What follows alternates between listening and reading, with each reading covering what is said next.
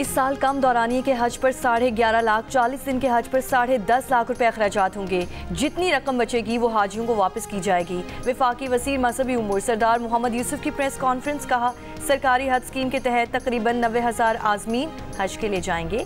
Saudi अरब में आज़मीन हज के रिहाइश के बेहतर इंतजाम किए जाएंगे। आज़मीन हज की तरबियत के लिए मौसर इक़दाम किए गए हैं।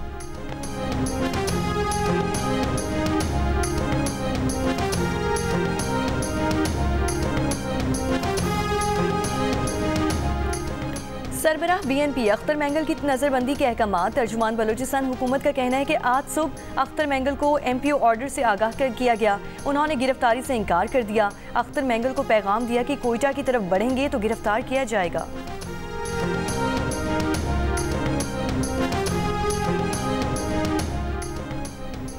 बलोचिस्तान नेशनल पार्टी का मस्तोंग लकपास पर धरना 10वें रोज में दाखिल। सरबराह BNP अख्तर मैंगल ने कहा कि मुतालबात तस्लीम नहीं हुए तो आज कोयटा की जानिब पुरअमन मार्च करेंगे। हफ्ते को कोयटा में 4 रोज से मुअत्तल मोबाइल फ़ोन और इंटरनेट डेटा सर्विस बहाल होने के बाद दोबारा बंद कर दी गई।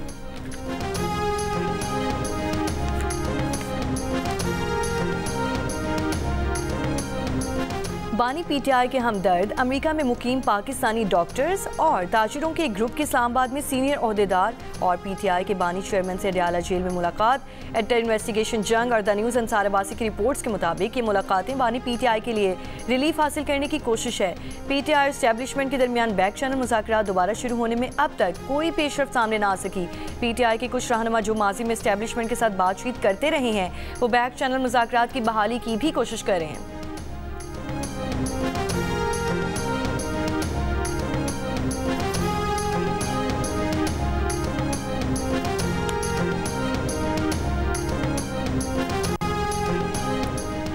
वज़ीर इत्तलात अताउल्लाह तारिर ने कहा है कि सनतों के लिए बिजली सस्ती की गई ताकि रोजगार बढ़े। अवामी हिमायत से मुश्किल और दुरुस्त फैसले करने में मदद मिली। कुछ अनासिर ने सियासी मफादात के लिए मुल्की मफाद को दाव पर लगाया। लाहौर के हल्का N 127 में खिताब। दीना व अवामी इज्तिमा से खिताब के दौरान वज़ीर मुमलिकत बिलाल अज़हर कियानी ने कहा कि IMF माहदे में रहते हुए बिजली के नर्ख कम किए। सस्ती बिजली से मौशी सरगर्मियाँ तेज़ होंगी। 200 यूनिट तक बिजली के बिल में 1200 और 400 यूनिट तक 2900 रुपये कमी नजर आएगी।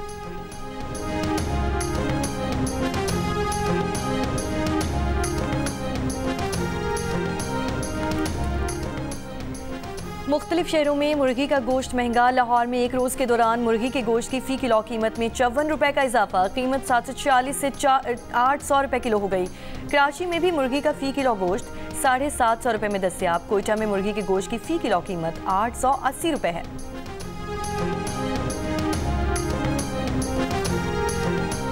कराची के इलाके कोरंगी क्रीक में लगने वाली आग अब तक नहीं बुझाई जा सकी। आग से उबलने वाले पानी के नमूनों में हाइड्रोकार्बन की मकदार तयशुदा हद से भी कम निकली है। इब्तदाई कीमियाई तज्जियाती रिपोर्ट के मुताबिक पानी में बेंजीन, टोलिन और टेट्राक्लोरोथीन की ज़ायद मकदार पाई गई है। ओज़ाइलिन भी पाया गया है। ताहम पानी के सैंपल से हाइड्रोकार्बन की मकदार तयशुदा हद से बहुत कम निकली।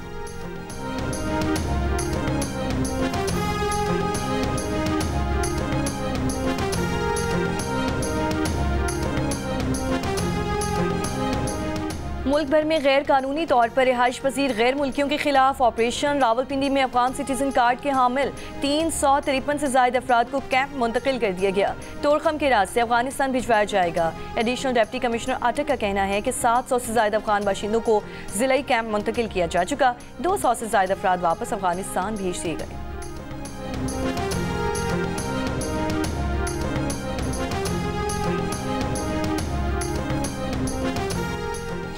दरियाई सिंध से नहरें निकालने के मंसूबे के खिलाफ आज फिर सिंध के मुख्तलिफ शहरों में एहतजाजी मुजाहरे और धरने। मुतनाज़ कैनाल मंसूबे के खिलाफ JUIFA के सक्खर, लाड़काना, नौशहर फिरोज, सजावल और दीगर अज़ला में धरने। वफाक से नहरी मंसूबे पर नज़रसानी का मुतालबा। सक्खर बैराज पर धरना शाम 6 बजे तक जारी रहेगा। सजावल में दुल्हा दरिया खान पुल पर धरने के बायस कौमी शाहरा के दोनों तरफ गाड़ियों की लंबी कतारें मौजूद।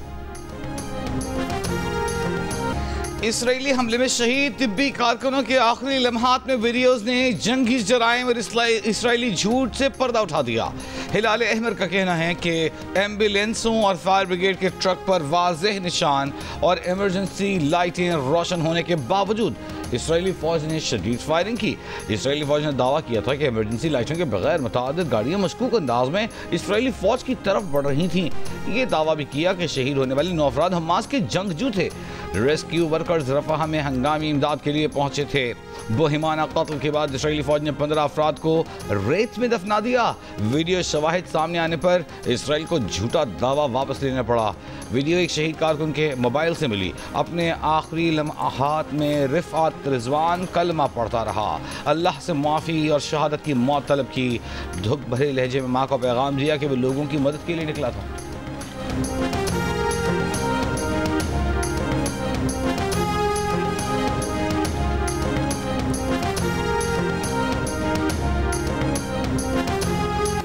इसराइल के गजा पर हमले, खान यूनिस में मस्जिद और खैमों को निशाना बनाया। एक सहाफ़ी और 2 बच्चों समेत 30 फ़लस्तीनी शहीद। अक़वाम मुत्तहिदा का कहना है कि 18 मार्च को जंगबंदी तोड़ने के बाद से इसराइल ने हर दिन कम अज़ कम 100 बच्चों को शहीद और ज़ख्मी किया है। गजा से रिहाई पाने वाले 3 इसराइलियों की वज़ीर आज़म नेतन्याहू के खिलाफ मुज़ाहिरे में शिरकत। गजा में दोबारा जंग शुरू करने की मुखालफत। बाकी यरगमालियों की वापसी के लिए कोशिशों का मुतालबा।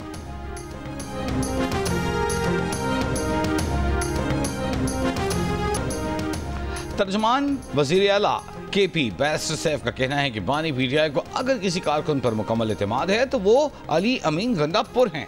उन्होंने पार्टी उस वक्त संभाली जब सब रूपोश हो चुके थे। अली अमीन गंडापुर 3 बार डीक चौक पहुंचे जब कोई नाम नेहाद नुमाइंदा घर से न निकला। बैरिस्टर सैफ की पंजाब हुकूमत की रमज़ान कारकर्दगी पर भी तनकीद। कहा पंजाब हुकूमत बैरिस्टर सैफ की पंजाब हुकूमत की कारकर्दगी पर भी तनकीद। कहा पंजाब हुकूमत की रमज़ान कारकर्दगी रिपोर्ट ही नहीं, उनके खिलाफ चार्जशीट साबित हुई। रिपोर्ट में इतलाफ़ किया गया कि पंजाब में डिप्टी कमिश्नर्स ने निरखों पर अमल दरामद यकीनी नहीं बनाया। रहनुमा PTI आज़म स्वाति ने कहा है कि उनके बारे में बानी PTI से मंसूब गलत खबरें चलाई गईं। दिसंबर 2022 में बानी ने इन्हें कहा कि आर्मी चीफ से बातचीत करना चाहते हैं। बानी से मुशावरत के बाद आर्मी चीफ के उस्ताद के जरिए राब्ते की कोशिश की। आर्मी चीफ से आरिफ अलवी के जरिए भी बात करने की कोशिश की, लेकिन दरवाजे ना खुले। बैरिस्टर गौहर उनके घर आए और उन्हें अडयाला जेल लेकर गए। बानी PTI से कहा कि आरिफ अलवी और साथियों से मिलकर इस्टेब्लिशमेंट से बात करेंगे। बानी ने कहा कि किसी को बताने की ज़रूरत नहीं है किससे कहाँ राब्ता कर रहे हो। बानी ने कहा कि अगर वो बात करना चाहते हैं तो मैं पहले दिन से तैयार हूँ। अगर व्लॉगर कहते हैं आज़म स्वाति 26 नवंबर को कहाँ था, मैं अटक जेल में था। अली अमीन के साथ खड़े हैं। अली अमीन बानी PTI के वज़ीर आला हैं।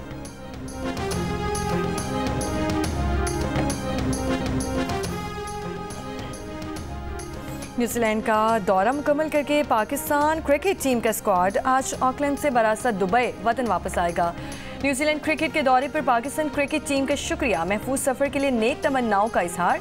न्यूजीलैंड ने T20 और वनडे सीरीज में कामयाबी हासिल की। ICC women's world cup qualifiers के लिए पाकिस्तान वुमेन क्रिकेट टीम ने कज़ाफी स्टेडियम में ट्रेनिंग शुरू कर दी। खिलाड़ी कोचेस की निगरानी में फील्डिंग, बैटिंग और बॉलिंग की प्रैक्टिस कर रहे हैं। कौमी टीम कल वेस्ट इंडीज के खिलाफ दूसरा वार्म अप मैच खेलेगी। Women cricket world cup qualifier के मैचेस बाकायदा आगाज 9 अप्रैल। अंडर 23 वर्ल्ड स्क्वॉश चैंपियनशिप के पहले राउंड में पाकिस्तान की मरियम मलिक को स्पेनिश खिलाड़ी ने शिकस्त दे दी। दूसरे मैच पाकिस्तान की आमिना फयाज जापान की प्लेयर से और सना बहादुर चेक रिपब्लिक की खिलाड़ी से मुकाबला करेंगी। इवेंट में 22 ममालिक के 54 खिलाड़ी एक्शन में हैं। अंडर 23 वर्ल्ड स्क्वॉश चैंपियनशिप के मैचेस जियो सुपर से बराह रास्त नशर किए जा रहे हैं।